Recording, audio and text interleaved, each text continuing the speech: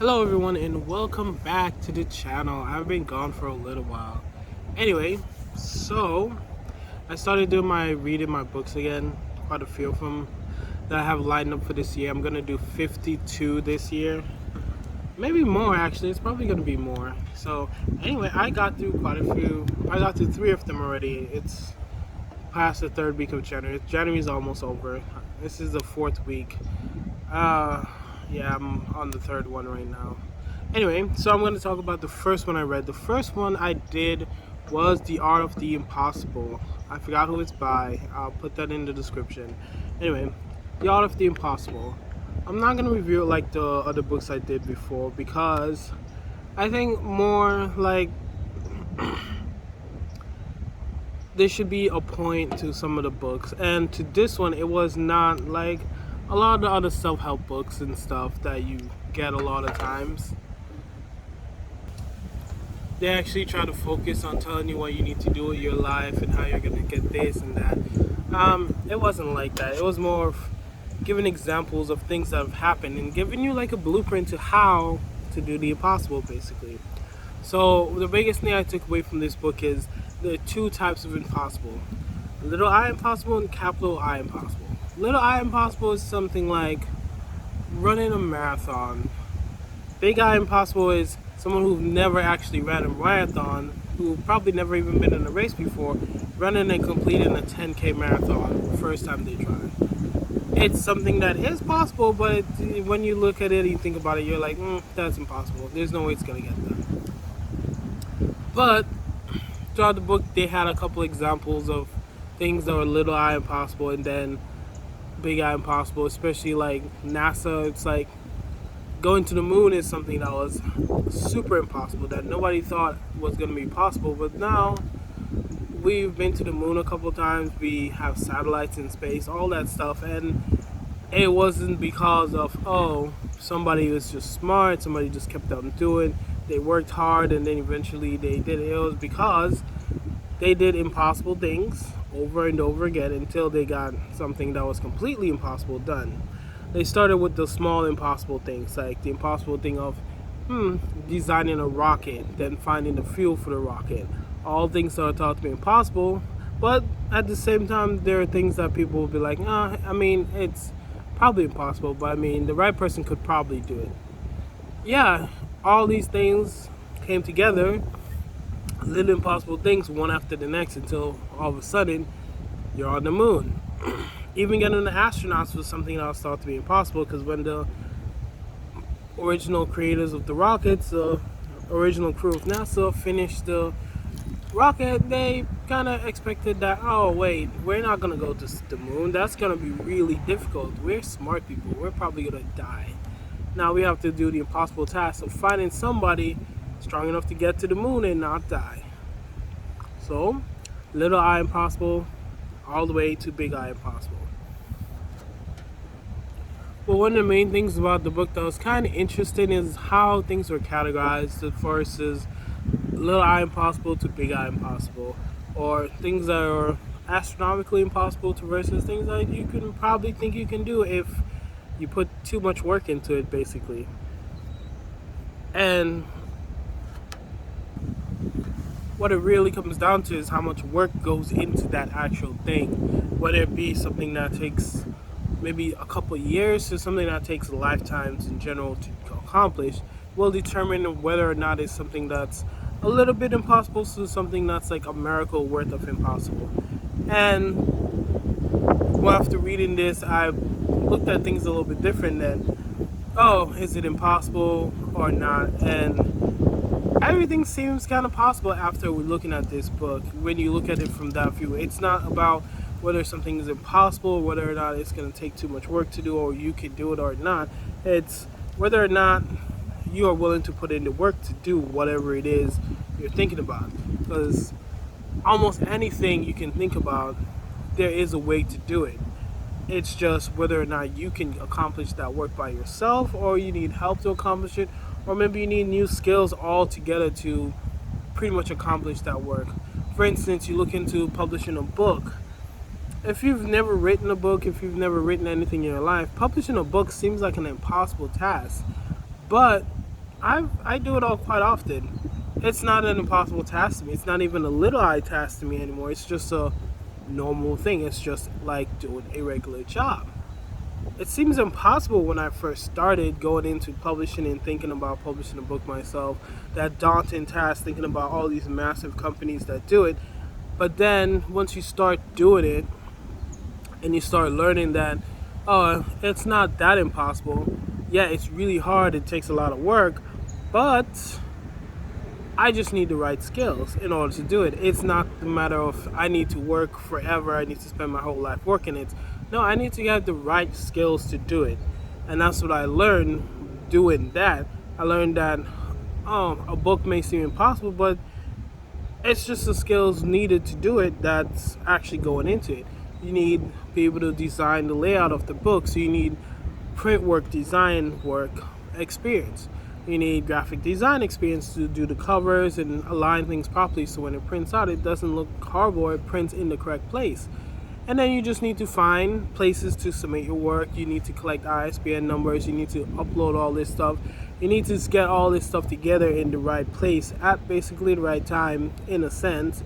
But it's mostly putting all this stuff together, collecting it all together, and bringing it together as one thing. And then you have a published book, or you have a book that's ready to be published. So as daunting as that task may seem when you originally start that task, it is not that daunting and it's not that difficult to do once you start doing it, once you know the skills that you need to do it. Just like building an airplane. Once you know the skills you need to build an airplane, it goes from impossible to something that's quite possible. Because you know you need to have engineering experience. You know you need to understand how lift and drag and all these other factors work when it comes to air resistance and things staying afloat in the air.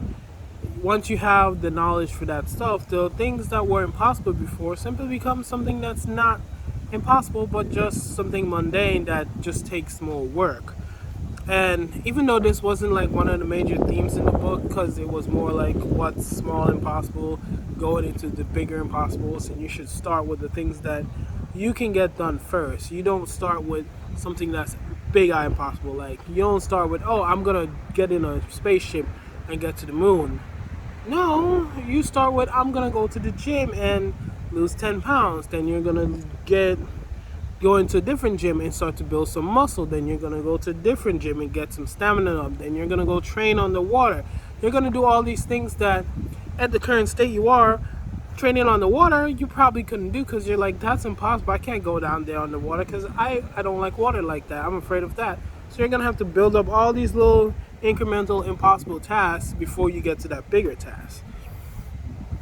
But I also learned that it's not just about building up incremental tasks. You must also gain the knowledge that is required to do those incremental tasks. Because in the book it does talk about a lot of these things, but at the same time, most of the people doing the things that are impossible that the book uses as examples are people that already have that knowledge, and now they're just working on figuring out how to do the impossible thing that they once thought were impossible.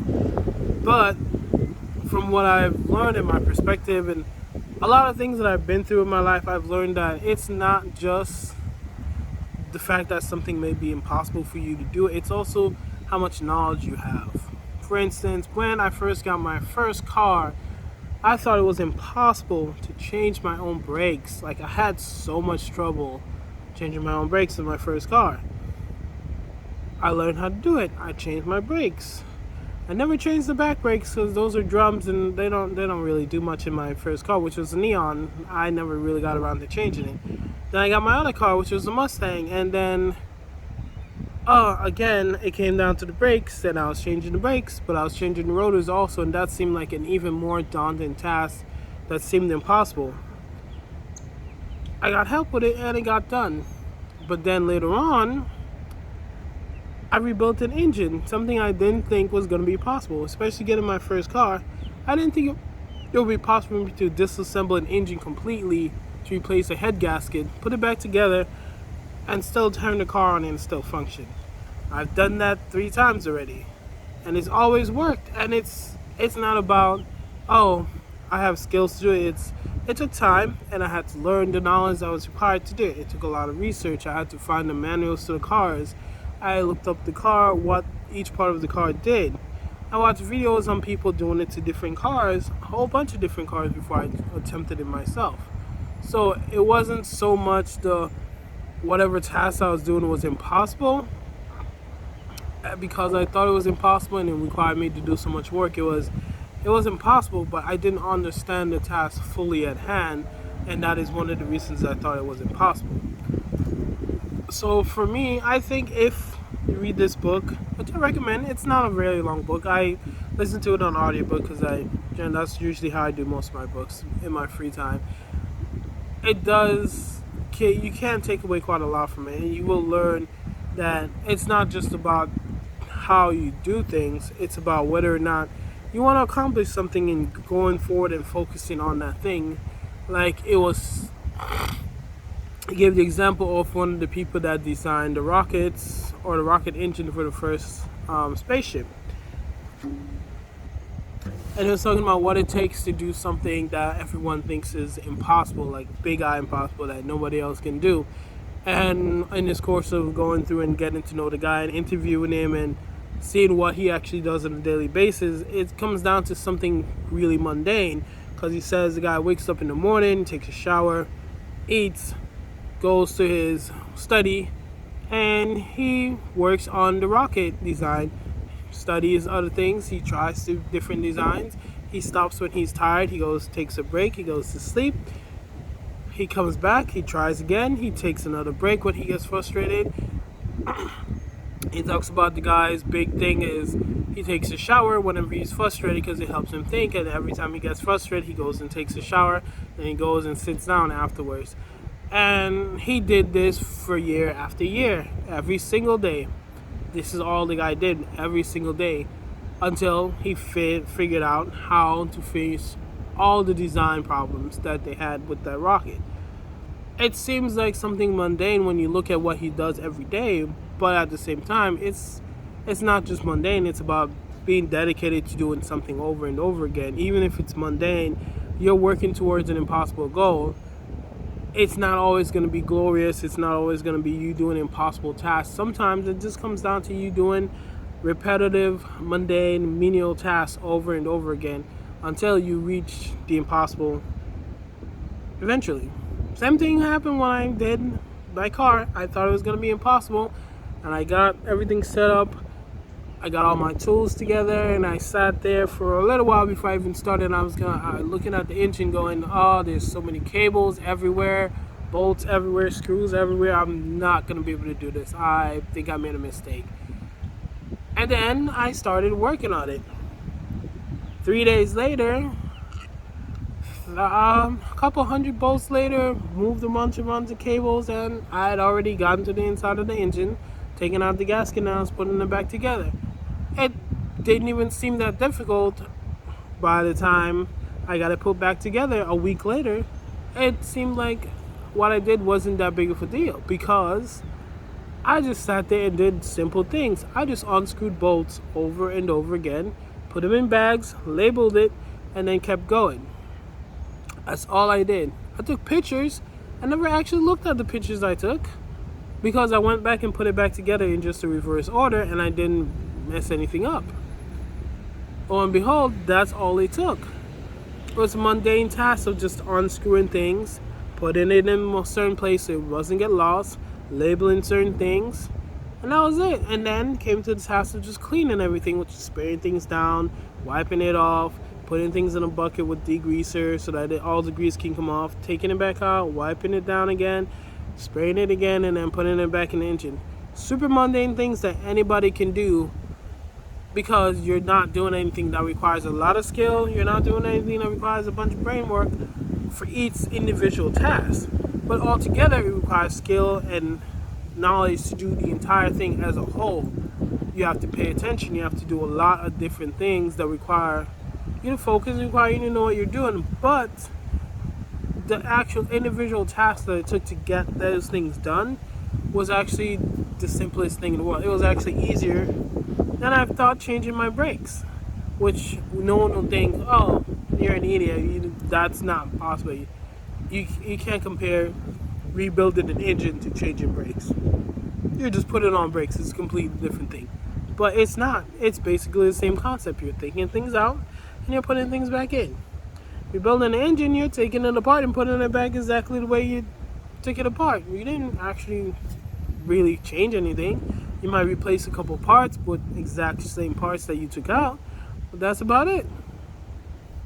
When you look at the impossible, little I versus big I, or just any task that you're doing that may be impossible in general, it really comes down to having the knowledge to do it and having the dedication to do it, basically. Because a lot of times when it comes down to it, it's not going to be something seemingly impossible as you're doing it. It's going to be something mundane.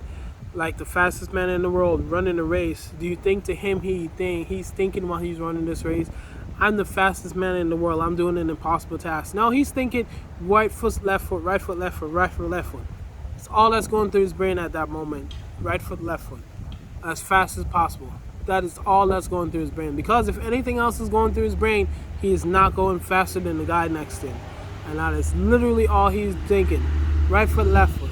He's not thinking about all the years of training he had to go to, going to the gym every day, lifting weights with his leg, running on that treadmill for hours on end. No, he's not thinking about any of that. He's just thinking right foot, left foot, right foot, left foot. And that's it. Faster, faster, faster. That's all he's thinking.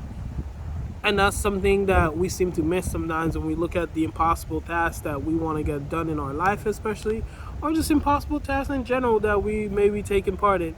We forget that even though it may be an impossible task, it still comes down to getting it done. And it still comes down to something very simple at the end of the day, screwing in a bolt over and over again until you get something built. Yes, you require the knowledge and the skill to do all this, but that's just the prep work. Doing the task that's impossible is actually the simplest part of that plan. And that's one of the things I also learned from the book is all the impossible things that's been done in this world were actually not that hard to do. They were actually, when they were done, were actually, even though they seemed so impossible at the moment they were done, when the person looked back on that thing that they've done that was so impossible, to them it was basically something menial, like just screwing in a light bulb, because they're just doing the same thing again. Though the work they had to do to get to that point before they could do it was a lot of work and it did take a lot of effort, but doing the task itself is a lot of times something simple and easy.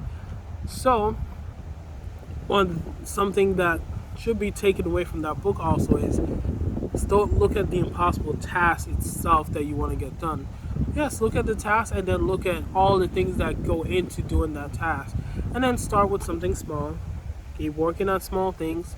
Learn as much as you can about the process that is going to need to be done in order to do that task. And learn as much about whatever impossible thing you want to do also. So that you can break it down and say, maybe it's not so impossible because maybe I could just do these simple things and get it done. And it's not an impossible task. Anyway, that's about it for that one. I'll do reviews for other books pretty soon. Anyway, if you like my videos, subscribe. I'll see you in the next one. Later.